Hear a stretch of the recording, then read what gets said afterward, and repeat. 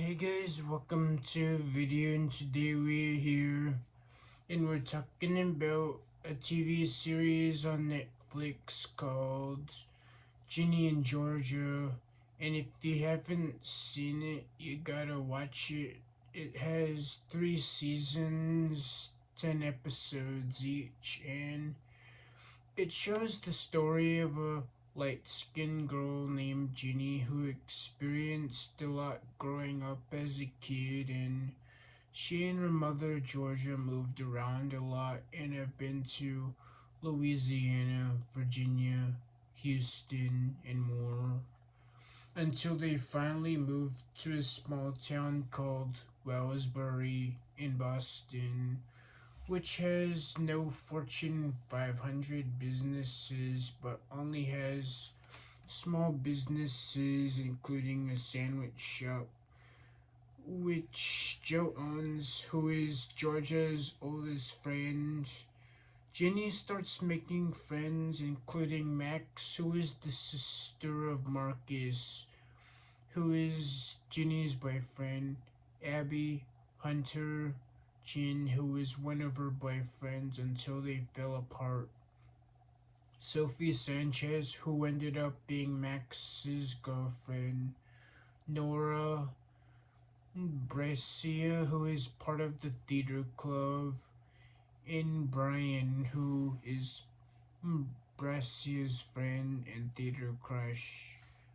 Georgia is a troubled mother because she has 3 different husbands, including Jesse, who goes by Gabriel Cordova, who started to become like an antagonist, who is a private investigator who played a significant role when Georgia was charged for things she did in her past, and her supposed murder of Tom Fuller, who is Cynthia's husband, who was Georgia's friend until they disliked each other because of the murder.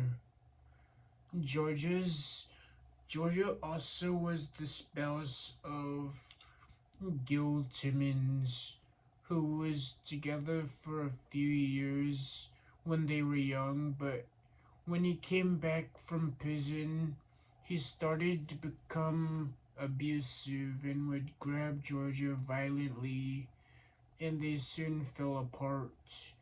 Then Georgia was with Zion Miller, who is a black guy who they dated since he was 17, and they grew apart because of his job, and later they came back together because of Ginny. Zion is actually Ginny's real dad, while Gil was Austin's real dad, who is Ginny's brother. Then, when Zion and Georgia fell apart, she starts working with Paul Randolph, who she works with, and then starts dating him, and they got married. But when things get hard, he gets busy with his mayor duties, and because of the trial, he divorced her.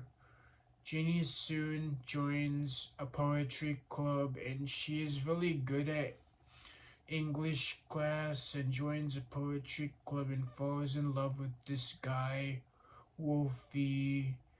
But dating him almost got her pregnant, and she had to have an abortion. Because of the things Ginny starts to go through, she develops a habit of self harming, where she tries to set herself on fire with a lighter.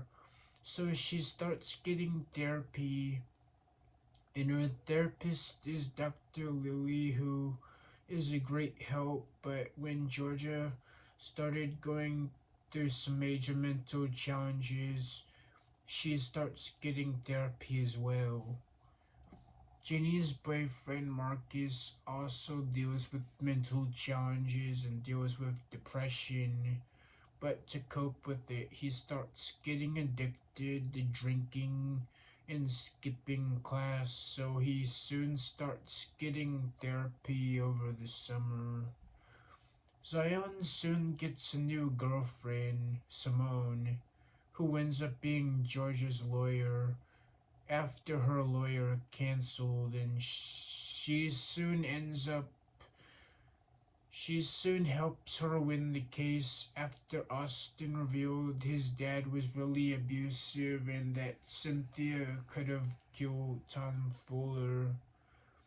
Zion's mom is Lynette Miller and is Ginny's grandmother, but Georgia has trust issues with her in the beginning, but soon gains trust with them.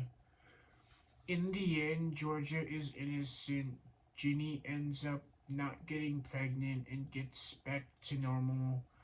Austin has childhood trauma from his dad. Ginny's friends are doing good, and Marcus seeks therapy and rehab.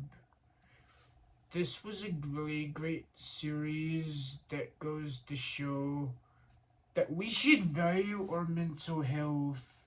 And if we're not feeling good, it's not healthy to hide our feelings and just bury them with drugs. So if you need to, you should seek therapy or talk to someone who you trust.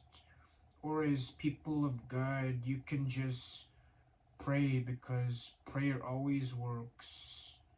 And that's the message for today, and that's what I got from watching Ginny and Georgia. And remember to like, comment, and subscribe, and turn on notifications. See you in another video.